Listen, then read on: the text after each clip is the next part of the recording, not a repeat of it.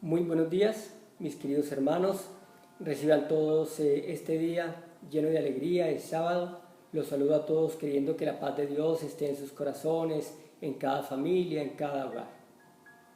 Me ha correspondido trazar la lección para este día, la lección número 4 de nuestra escuela sabática. Le agradezco a Dios esta oportunidad, a las directivas de la escuela sabática de la iglesia, al pastor, por que me han permitido compartir un mensaje con ustedes.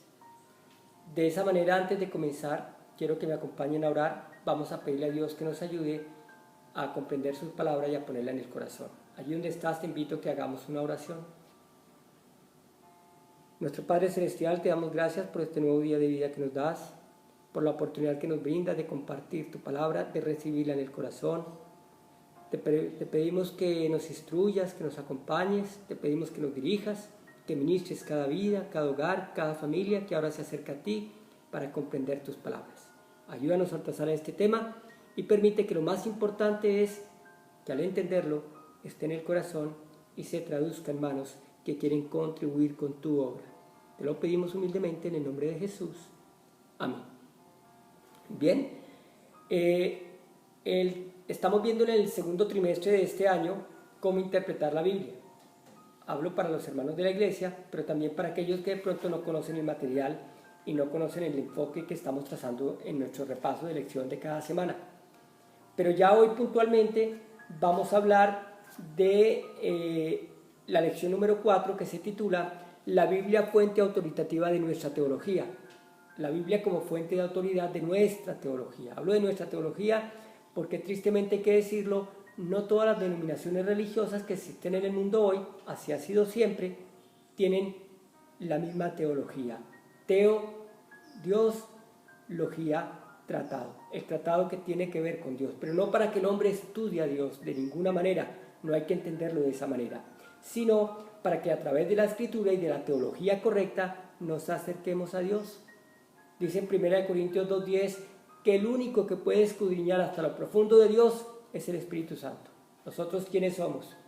Para estudiar a Dios. Lo único que podemos agradecerle y pedirle a Dios es que a través de la teología correcta nos ayude a conocerle, para comprender sus palabras. Y es por eso que el texto para memorizar, entrando en materia, es Isaías 8:20. Todos conocen ese pasaje, de todas maneras lo voy a leer. Isaías 8:20 dice: a la ley y al testimonio, si no dijeren conforme a esto, es porque no les ha amanecido. A muchos no les ha amanecido. Y la idea es comprender en esta lección cómo de pronto nosotros podemos formularnos esa pregunta. ¿Será que en nuestro corazón a nosotros sí nos ha amanecido? Esa es la inquietud y vamos a tratar de responderla a lo largo que tratemos 4 aspectos que son esenciales, que nos enseña la lección. 4 aspectos. Ya vamos a mirar cuáles son. Antes, quiero que vayamos un momentico al libro de 1 Corintios capítulo 2.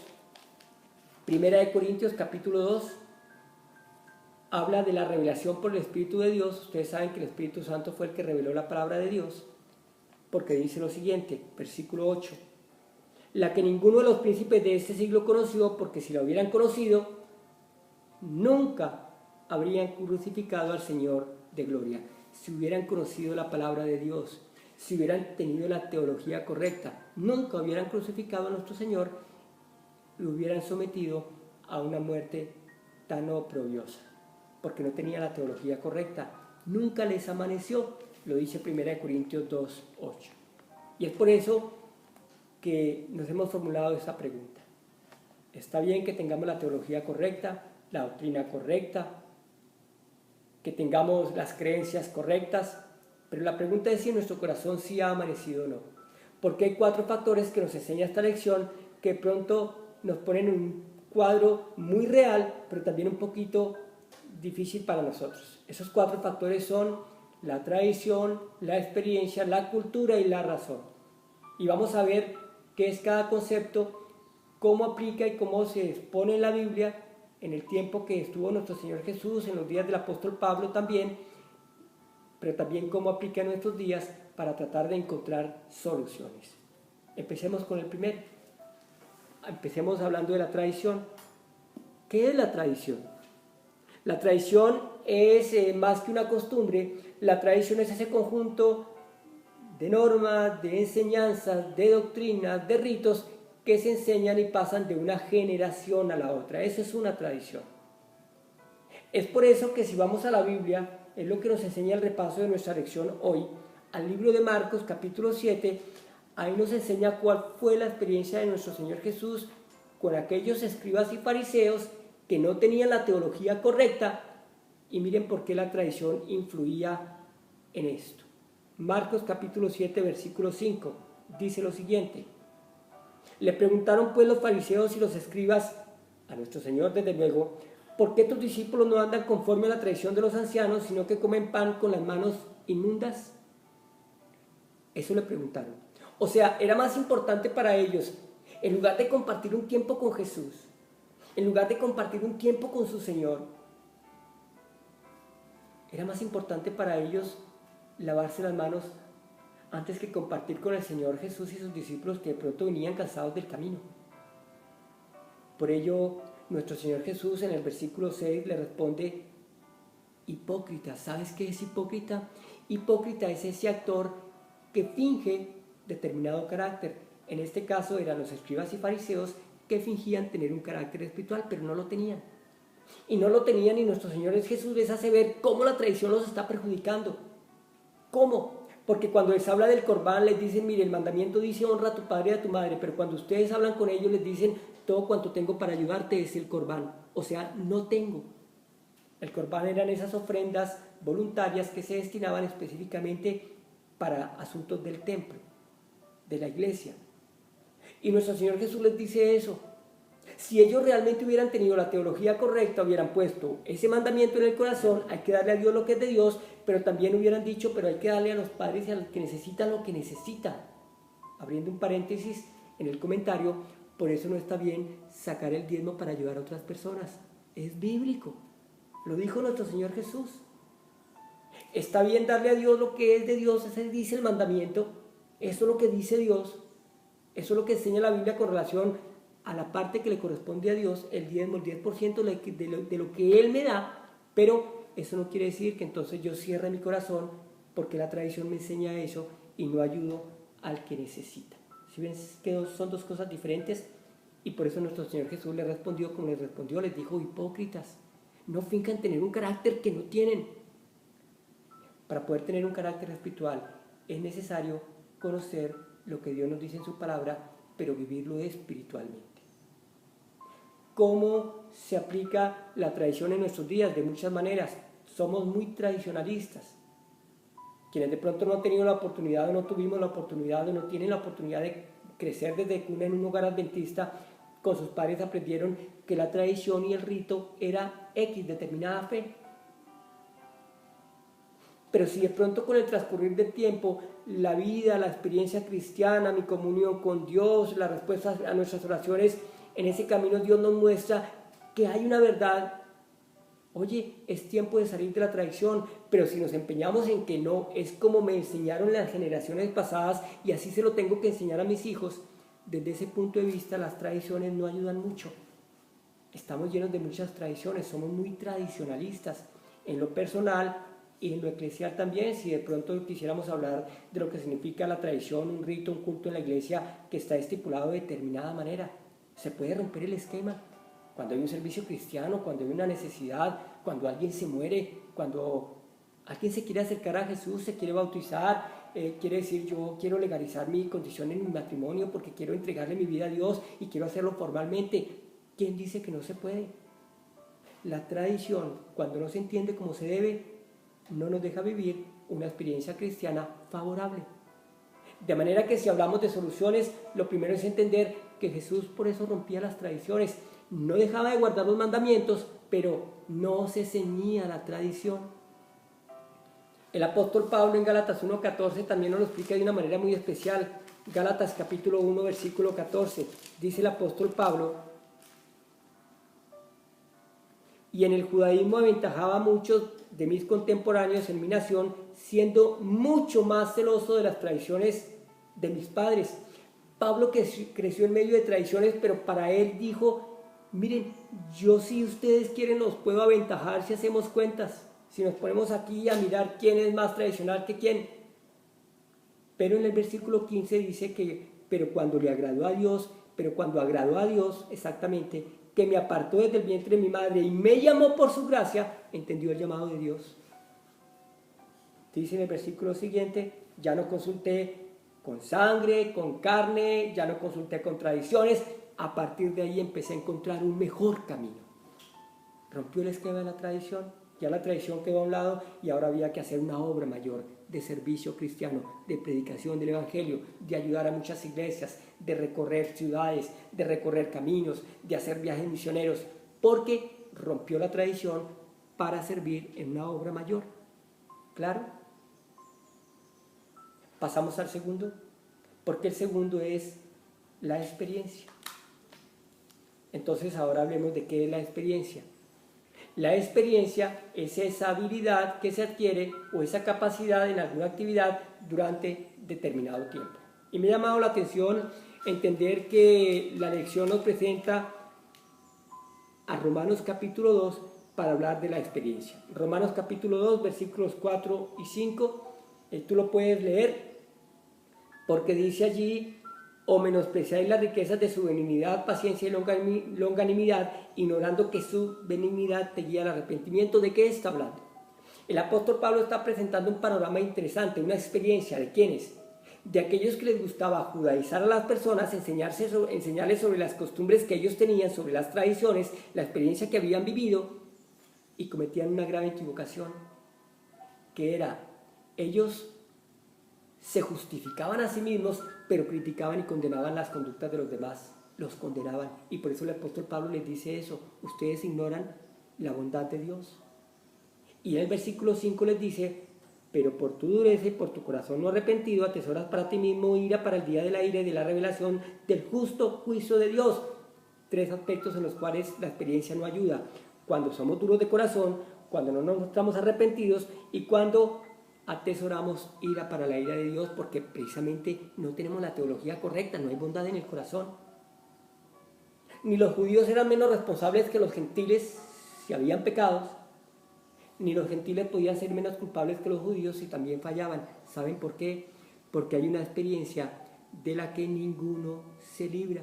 Es la experiencia del pecado. Romanos 3:23.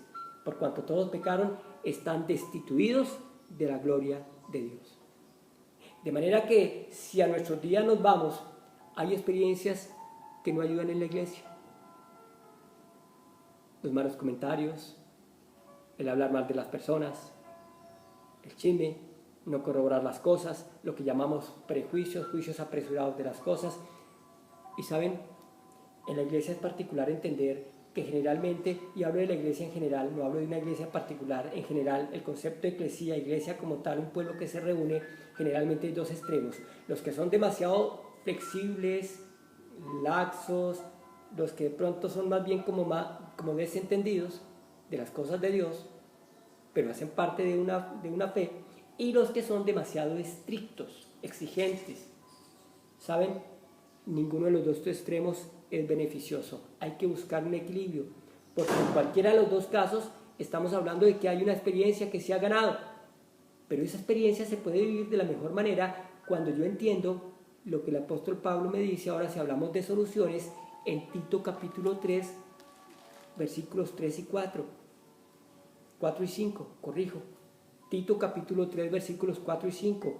Pero cuando se manifestó la bondad de Dios nuestro Salvador y su amor para con los hombres, es decir, la gracia de Dios es la que nos justifica a unos y a otros, a los que tienen esa experiencia, en este caso la experiencia del pecado del que ninguno se escapa.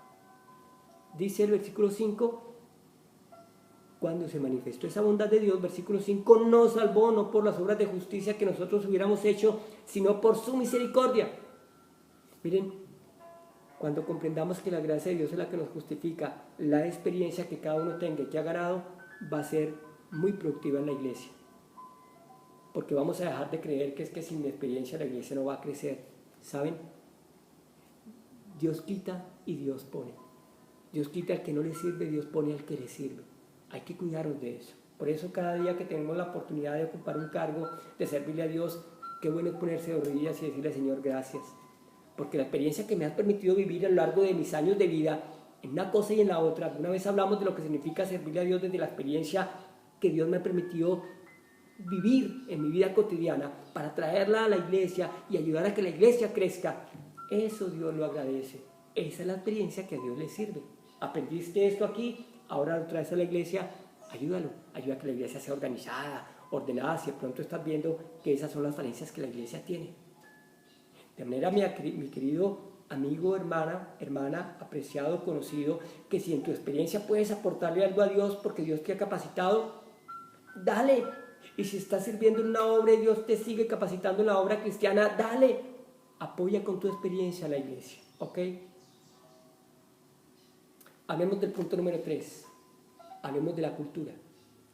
Porque la cultura es ese conjunto de bienes, de preceptos, de normas, de tradiciones, vale ese concepto ahí, a pesar de que ya hablamos de las tradiciones que hacen parte de determinado grupo social. Por eso hablamos de cultura indígena, cultura de etnias, cultura religiosa, cultura social. Cultura es el conjunto de bienes que hacen parte de determinado grupo social. Y también hablamos de una cultura espiritual. Acuérdate que el enfoque es saber si realmente a nosotros nos ha amanecido. Si nosotros le damos a la cultura el lugar correcto, nos ha amanecido, cuando la cultura no nos aparta de Dios. Pero cuando la cultura nos aparta de Dios, no nos ha amanecido. ¿Saben? En Mateo capítulo 19, nuestro Señor Jesús habla de la cultura que tenían los fariseos y los judíos. Excúsenme que lo hable de esta manera, no tengo nada contra fariseos y judíos, es lo que dice la lección, es lo que dice la Biblia, porque se acercaron ellos a Jesús, Mateo capítulo 19, versículo 7, y le dijeron, ¿por qué pues mandó Moisés dar carta de divorcio a la mujer y repudiarla? Ellos creían que repudiar a una mujer, a una esposa, era normal. Miren esto, lo delicado del asunto. Ellos creían que era normal y decían, es que Moisés no lo enseñó, entonces ¿por qué no lo enseñó? ¿Sí es la cultura que tenían? Dentro de la cultura de ellos eso era normal. Ser duro con la esposa, ser mala clase, no hacer esfuerzos por recuperar un matrimonio, por la dureza de los corazones. Pero sí quiero hacer esto y quiero hacer lo otro. No, miren, la cultura muchas veces nos separa de Dios y por eso hay que colocar las cosas en el lugar correcto. Dice Jesús, les dijo, por la dureza de vuestro corazón Moisés lo permitió. Cultura de dureza. Pero al principio no fue así. Cuando yo entiendo eso, entiendo que desde el principio lo que Dios hizo, el hombre no tiene por qué desbaratarlo. Dios nos ayude, porque existen muchas dificultades a raíz de que no entendemos ese concepto, porque la cultura dice, si no te entiendes con tu pareja, mire, sepárate y deja todas las cosas así. Es mejor, ¿saben? Eso lo enseña la cultura, pero la Biblia no enseña eso. Si ven la teología incorrecta, lo que nos enseña la cultura social, es normal ver esos cuadros hoy día. Pero más normal es colocar la teología en el lugar correcto, la cultura en el lugar correcto y decir, puede que el mundo diga eso, pero yo hago lo que Dios dice en su palabra. Dejo la dureza del corazón, vuelvo a mi hogar, recupero mi familia y estoy con Dios porque estoy en el lado correcto, aplicando la teología que es, quiero que amanezca en mi corazón. ¿Me entienden? Y así es como se vive en nuestros días. De la misma manera, si hablamos de la cultura del deporte, que me enseña a ser competitivo, pero dice el apóstol Pablo, ¿de qué sirve que el hombre se esfuerce y gane una competencia si lo hace solamente pensando en su cuerpo? No sirve. Yo corro hacia la meta, pero para alcanzar a muchos para Cristo. Si hablamos de la cultura musical, ¿a cuántas juventudes, niños, jóvenes, a nosotros mismos en un momento de nuestra vida la música no nos apartó de Dios? La cultura musical. La cultura en los hábitos alimenticios. Dios nos dio la reforma pro salud, pero hoy día es muy normal ver en las iglesias paquetes, dulces, chocolates. Oye, cuando Dios nos dio una reforma pro salud que hay que cuidar, no hay que hacer de ella un plan de salvación, porque la salvación proviene solamente de Dios, pero sí hay que entender lo que Dios quiere para tener un pueblo sano en el tiempo del fin. Si ven que estamos hablando de una cultura que De pronto en algunos casos no deja que amanezca en el corazón, que la teología correcta amanezca y brille como el lucero de la mañana. Hay que entenderlo de esa manera. Pero más que todo hay que vivirlo. ¿Dónde encontramos soluciones? En 1 de Juan capítulo 2, ahí encontramos la solución. Porque en 1 de Juan capítulo 2, versículo 15 y 16, Dios nos dice, mire, la solución está aquí. No améis el mundo ni las cosas que están en el mundo, porque si alguno ama el mundo, el amor del Padre no está en él. Porque todo lo que hay en el mundo, los deseos de la carne, los deseos de los ojos y la vanagloria, así es como aplica en nuestros días. Vanagloria, deseos de los ojos, deseos de la carne, lo que me llama la atención, lo que el mundo me presenta, lo que es más especial, lo que ocupa la mayor parte de mi tiempo. Y Jesús nos dice, pero el mundo pasa y mi palabra y mi voluntad permanecen para siempre.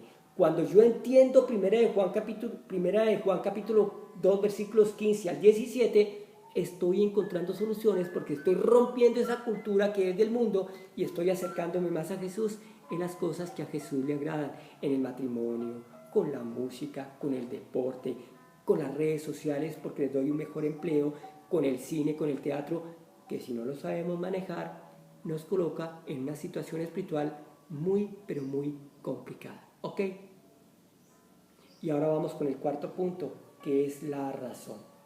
¿Qué es la razón? La razón es la capacidad que tiene el ser humano para pensar, para razonar. Es la capacidad que tiene el ser humano para presentar un argumento, para presentar una hipótesis o una tesis, para emitir un juicio, pero de valor. Es la capacidad que Dios le dio al hombre de pensar. Cuando Dios sopló sobre el hombre en su nariz aliento de vida y fue el hombre un ser viviente, un ser con capacidades físicas, mentales y espirituales. El soplo de Dios. Hace una semana hablamos de eso, del soplo de Dios espiritualmente, lo que significa. Y por eso es que la razón a veces nos pone en un lugar muy complicado. Dice en Romanos 1.21, dice, pues habiendo conocido a Dios no le glorificaron como a Dios ni le dieron gracias, sino que se envanecieron en sus razonamientos y su necio corazón fue entenebrecido. Se envanecieron en sus razonamientos, ¿sabes por qué? Porque para los racionalistas la razón está por encima de la emoción y está por encima de lo que ellos no pueden comprobar. Y ahí es donde, por eso es que cuando tú hablas con una persona que es demasiado racional con los asuntos de Dios, dice, es que ustedes oran como locos y cantan como locos, emocionales, eso de nada sirve. ¿Sí ven? La razón por encima de la emoción, cuando hay un pueblo que ora y que canta, es porque quiere acercarse a Jesús y porque entiende que en el canto y en la oración hay un mecanismo para adorar a Dios y es normal que uno se conmueva, que algunos lloren, que otros levanten sus manos. Así, las levanten y canten y digan, Señor, gracias. Sin necesidad de escándalos, de bullas, de contoneos, no. Es la emoción que está en el corazón y que se manifiesta de una manera espiritual con un corazón que aún no celebra, porque no es tiempo de celebrar, es tiempo de arrepentimiento. Por eso es que no cantamos con palmas y aplaudimos y bamboleos y orquestas, porque aún no es tiempo de celebrar. Llegará ese día en la patria celestial, Apocalipsis capítulo 15. Entre tanto, el canto y la oración nos acercan a Dios en una emoción que es espiritual porque está en el corazón. ¿Ven? Porque la razón en ocasiones nos coloca en situaciones también muy difíciles. Y si hablamos de lo que no se puede comprobar con mayor razón, ¿saben por qué? Porque, ¿qué es la fe? ¿Acaso la fe no dice en el libro de Hebreos capítulo 11 que es la confianza de lo que se espera y la seguridad de lo que no se ve? La patria celestial, eso es fe.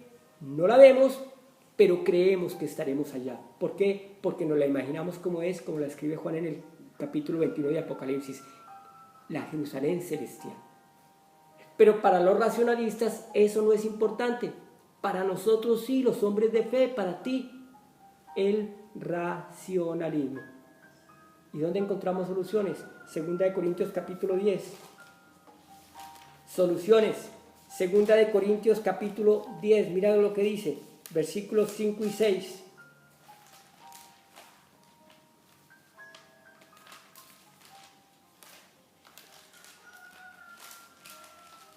Segunda de Corintios capítulo 10, versículos 5 y 6. Derribando argumentos y toda altivez que se levanta contra el conocimiento de Dios y llevando cautivo todo pensamiento a la obediencia de Cristo, llevando cautivo. ¿Eres de los que les gusta hablar de la Biblia? Ok, hazlo. ¿Eres de los que les gusta profetizar para hablar de la venida de Cristo Jesús? Es el don profético por excelencia, prepararnos para su venida. Está bien, hazlo. Vas a encontrar que no todos tienen los mismos argumentos. Vas a encontrar que no todos piensan igual. No te molestes, porque vas a encontrar personas racionales que le dicen, yo no creo sino en la razón, no creo en lo que no se puede mostrar, no creo en lo que está en las emociones, yo creo solamente en lo literal, como Esaú, en lo material. No contiendas, no pelees, no discutas, no te molestes con ellos, porque no pueden pensar como tú. Lleva ese pensamiento cautivo a los pies de Jesús. Dile, Señor, te entrego el pensamiento de tal persona. Tú, hazle ver que no está con la teología correcta, con el punto de vista correcta. Eso es lo que nos dice 2 Corintios capítulo 10, versículo 5. Lleva ese pensamiento cautivo a los pies de Jesús y ahí encontramos soluciones. Para el que no entiende, para el que es demasiado tradicional, para que la experiencia que tiene alguno de pronto no la aplican para servirle a Dios, para que el que de pronto en su cultura, bien porque su gusto por la música, por las aficiones, por los hobbies, por la gastronomía, por lo que sea, de pronto no ha entendido lo que significa tener una teología que Dios le dio a un pueblo, a una iglesia que es universal, que guarda los mandamientos de Dios, que tiene la fe de Jesús en su corazón. Los mandamientos que están en Éxodo capítulo 20, en Deuteronomio capítulo 5. El testimonio de Jesús basado en la experiencia de Cristo Jesús, su método. Se acercaba a las personas como quien quería hacerles bien, atendía sus necesidades, les mostraba simpatía, se ganaba su confianza y después sí les decía, sígueme. Es lo que Dios quiere, que vivamos la Biblia de esa manera y que desde estos 4 puntos de vista, tradición, experiencia, cultura y razón, realmente en nuestros corazones amanezca. Hemos visto lo que significa, hemos visto cómo se aplica en la Biblia, cómo hay experiencias en la Biblia que nos enseñan que no a todos les ayudó porque no tenían la teología correcta. Hemos visto cómo funciona en nuestros días y hemos visto también soluciones para cada caso. De manera que si de la Biblia hablamos, recuerda que el que cree en Dios y cree en su palabra, como dice Juan capítulo 5, versículos 45 y 46, si cree en la palabra de Dios, cree en Jesús. Y termino con Proverbios capítulo 9, versículo 10. No lo olvides, amigo, amiga, que me has escuchado en esta mañana. El temor de Jehová es el principio de la sabiduría y del conocimiento del Santísimo es la inteligencia. Anhelas que las tradiciones no estén por encima de la fe. Anhelas que tu experiencia sea para aprovechar y servirle a Dios. Anhelas que lo que Dios te ha permitido aprender. Anhelas que la cultura, a pesar de un mundo en el que vivimos, no te absorba. Anhelas que la razón no esté por encima de la fe. Teme a Dios. Conócelo en su palabra. Y hallarás sabiduría y hallarás conocimiento. Y si es así, ha amanecido en tu corazón, además de tener la teología correcta, la doctrina correcta, el don de profecía correcto, porque Dios nos lo ha dado. No nos sintamos tan orgullosos de eso, vivámoslo para estar completamente felices y a través de esta experiencia miremos si en realidad también, no solo desde el punto de vista eclesial, sino personal, nos ha amanecido a la ley y al testimonio. La ley que es espiritual, el testimonio que también lo es, no lo olvides. Deseo que Dios te bendiga y te guarde. Gracias por compartir conmigo este tiempo.